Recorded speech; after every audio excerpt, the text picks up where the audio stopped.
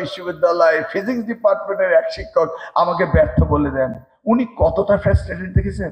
আমরা ঢাকা ইউনিভার্সিটির বুয়েটের প্রফেসর, আমরা ঢাকা কলেজের প্রফেসর, আমাদের ছেলে মেয়েদেরকে আমাদের প্রতিষ্ঠানে ভর্তি দিতে হবে। আরে ভাই, আপনার প্রতিষ্ঠানে তো অ্যাডমিশন টেস্ট হয়েছিল, আপনার ছেলে আপনার প্রতিষ্ঠানে অ্যাডমিশন টেস্টে টিকে না, তাহলে আপনি কি যোগ্য শিক্ষক হয়েছেন? কি আসতে বললাম, জোরে বললাম না, আবার যদি মাইন্ড করে। এই যে বিশ্ববিদ্যালয়ের শিক্ষকরা তারা তাদের সন্তান পড়ে না, আবার দেখেন বিশ্ববিদ্যালয়ের শিক্ষকরা এখন আমার গ্রেডিং শুরু করে দিয়েছে।